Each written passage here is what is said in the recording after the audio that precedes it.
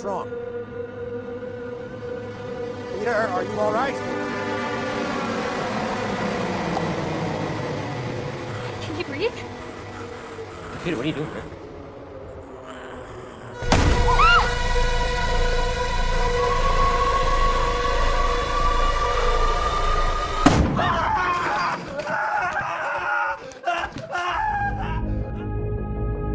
Today, we're diving into a haunting, psychological horror movie that's full of shocking twists and dark secrets.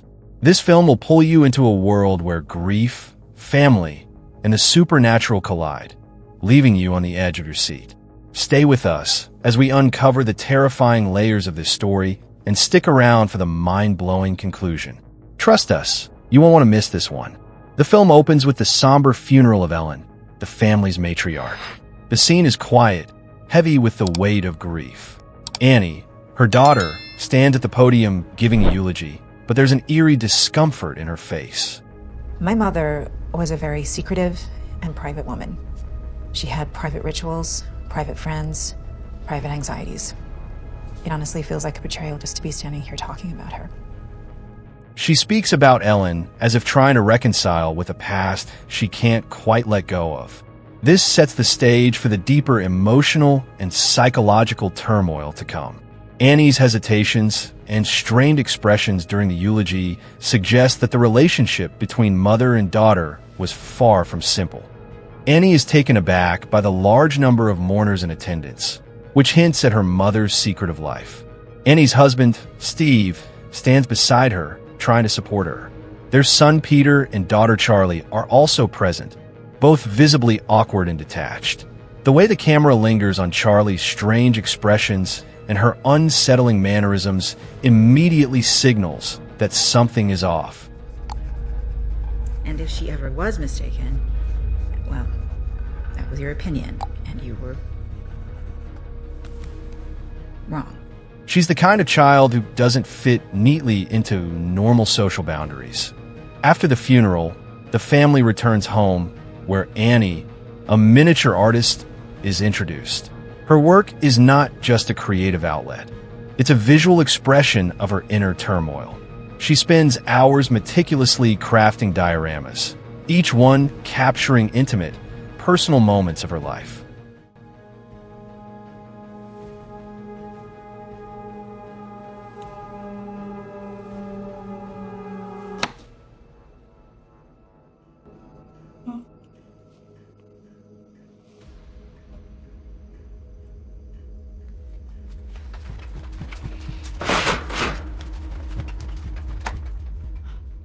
The tension between Annie and Peter is palpable.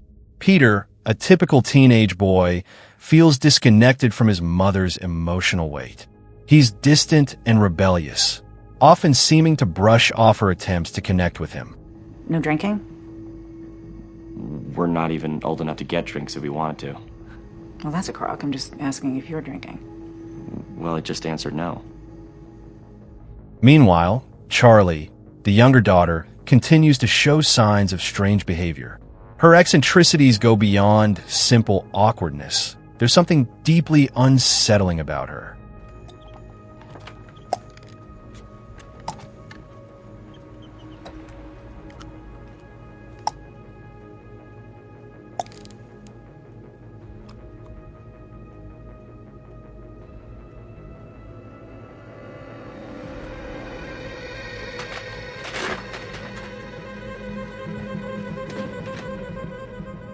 She collects dead animals, and she seems to have an unnatural attachment to a dead bird she finds in the yard.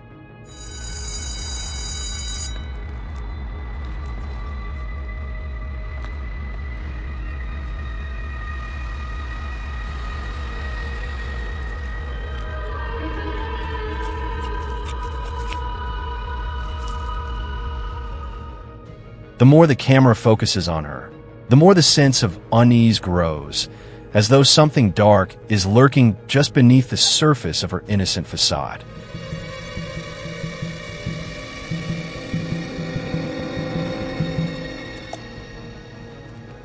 Charlie! I mean, what are you doing? The turning point occurs when Peter is invited to a party. Hey, do you think I could maybe borrow one of the cars today? Why? Where are you going? Oh, just like a school barbecue thing? Despite his reluctance to take Charlie with him, Annie insists she come along.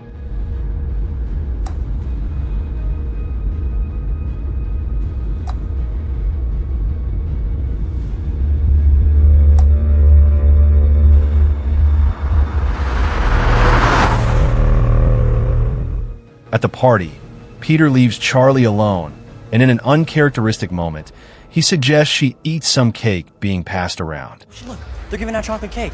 Not to everyone. Yes, to everyone. It's a party. I don't know anyone. Nobody does. Just walk over and stand there and they'll give you a piece.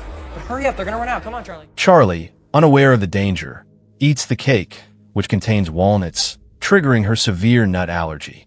As the reaction sets in, Charlie begins to struggle to breathe, gasping for air. What's up? Are you okay? It's hard to breathe. What do you mean? I think my throat's getting bigger. Peter, in panic, rushes her to the hospital. But as he speeds down the road, Charlie leans out the window to get some air, only to be decapitated by a telephone pole after Peter swerves to avoid a dead deer on the road.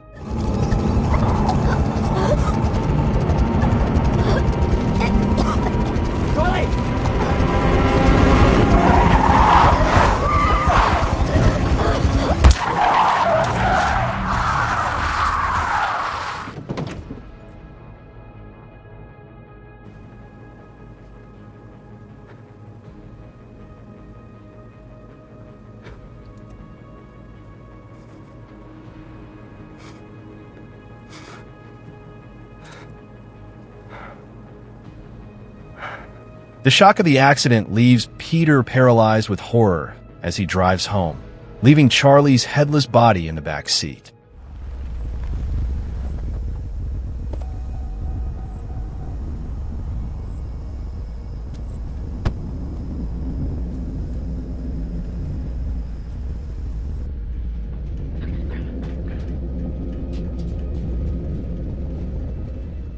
The next morning, Annie discovers Charlie's body and lets out a gut-wrenching scream of shock and grief.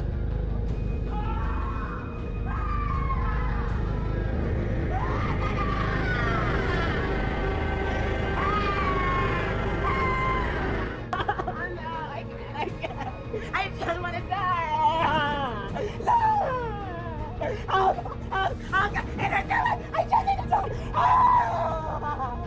Charlie.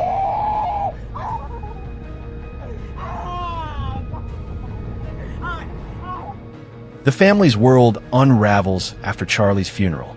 Peter becomes withdrawn, overwhelmed with guilt.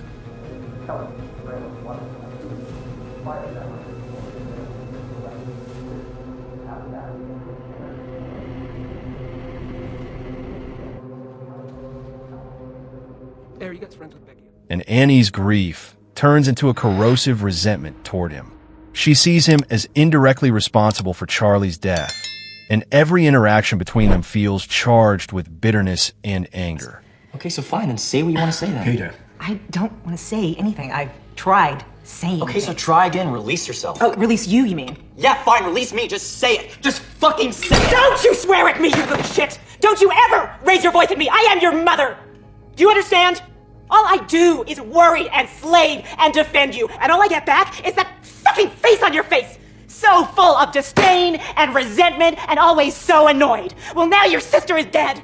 Steve, struggling to keep the peace, tries to mediate between the two, but it's clear that the fabric of the family has been torn apart.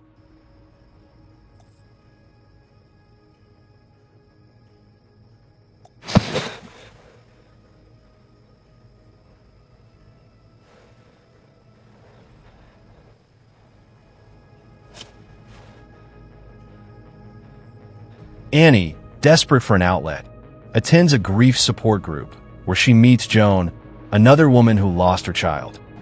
My son and my grandson drowned 4 months ago. The little one was 7. Oh my God. I've been coming here for a couple of months now, and it has helped. It doesn't make it easier, obviously, but if you need someone to talk to, because we all do.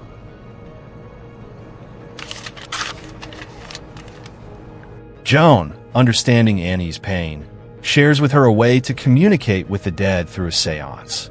This introduces a darker element into the story. I met a spiritual medium. They were performing an open seance. I know what you're thinking, but they asked me to attend.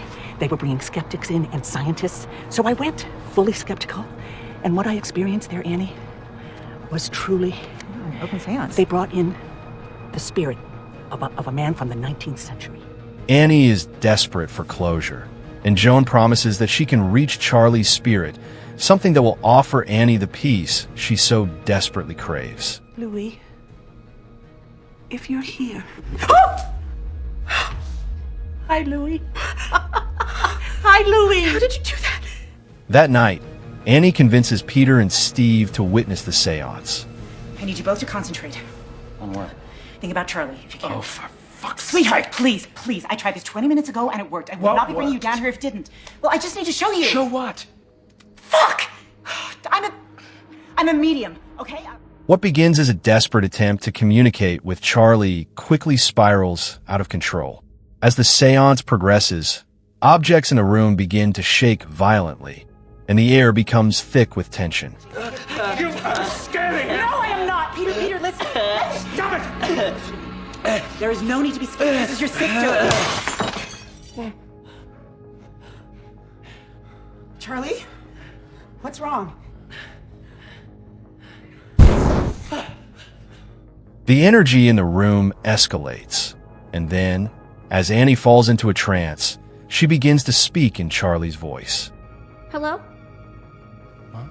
Mom? Mom? I don't like this. Dad, I don't like this. What's happening? Please stop. What's going on? Mom! Please, you're really freaking me out. Please stop. What's Dad, happening? make it Why is stop. everyone Please scared? Why are you scaring me? Make it stop! Make it fucking stop! Make it stop! Steve, in a panic, splashes water on her, and the violent, supernatural energy dissipates. What the hell? What are you doing?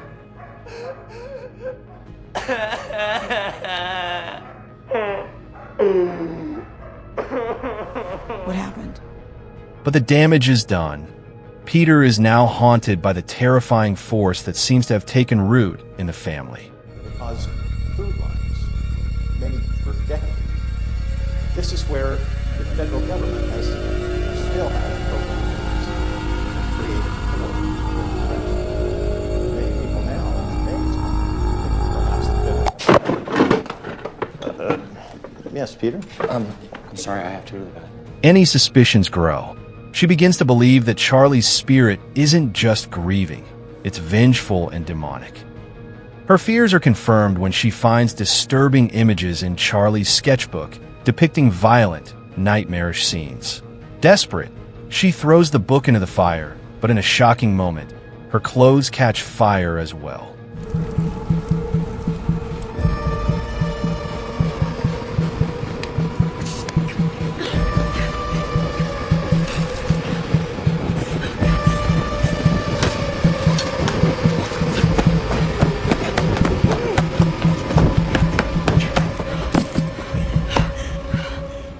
She pulls the book away, and the fire stops. Her clothes remain burned, but her horror has only just begun. Determined to understand the source of this terror, Annie goes through her mother's belongings. In a hidden box, she finds a photo album revealing that Ellen was once the leader of a coven, Queen Lee.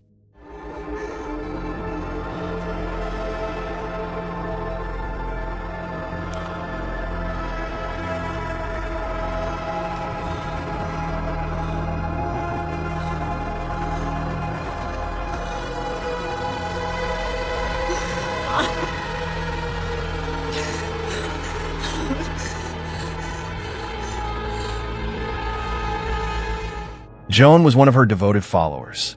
The realization that her mother's occult practices were deeply tied to the family's curse begins to hit Annie with full force. She finds more books, including one about the demon King Paimon, who desires to possess the body of a male host.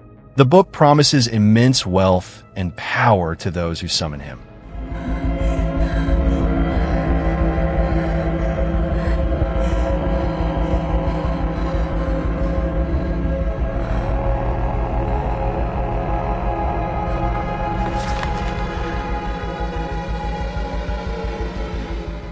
In the attic, Annie discovers a terrifying sight.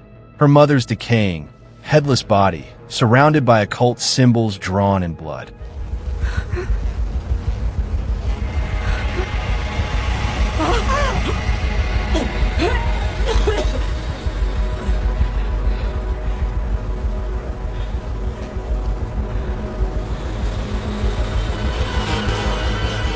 It's clear that Ellen's influence is far from gone.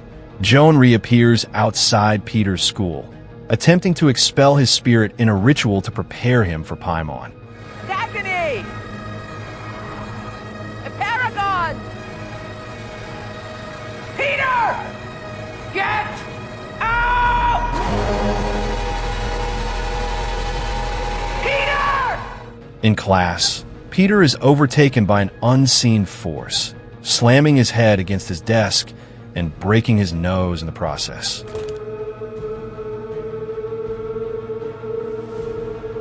Peter! Peter, what's wrong? Peter, are you all right? Can you breathe?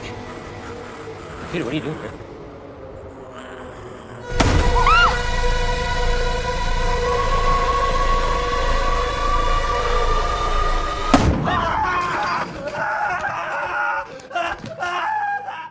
It's as if the demon is inching closer to possessing him. Annie is now desperate. She explains to Steve that Charlie's sketchbook is tied to the curse. I tried to burn it. I tried, but my arm caught on fire on its own as if I was linked to it because I am linked to it. I understand this now. Steve, if we don't destroy this... But when Steve refuses to believe her, she takes matters into her own hands, throwing the book into the fire.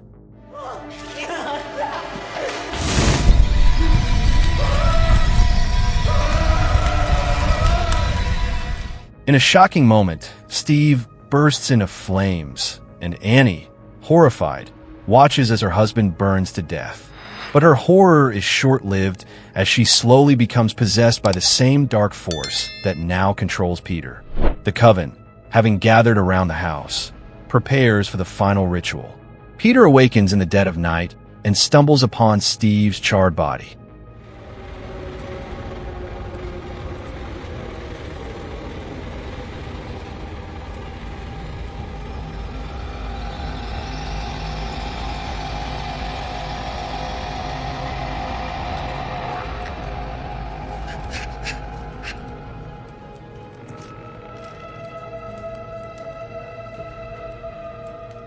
The full force of the evil surrounding them now becomes undeniable.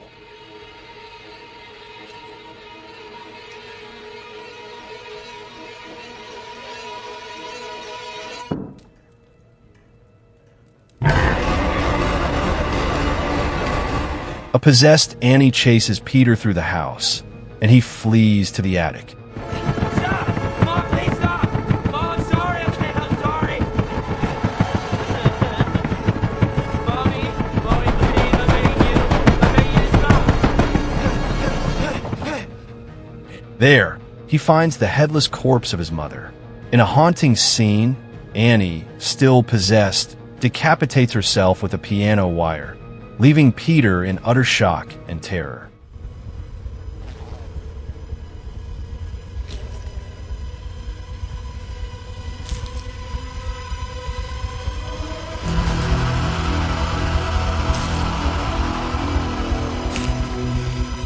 He jumps from the attic window, his body slamming into the ground, knocking him unconscious. But then, an orb of light enters Peter's body, reviving him. When he wakes, he exhibits Charlie's mannerisms, his movements stiff and eerie, as though he is now someone else entirely.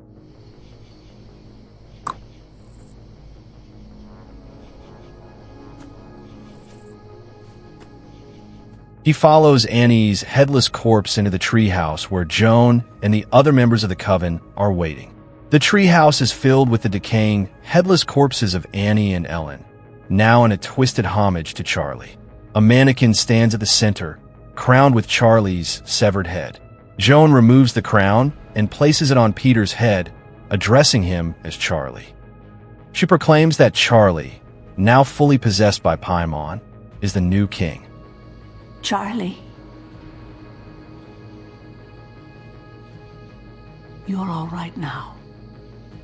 You are Paimon, one of the 8 kings of hell.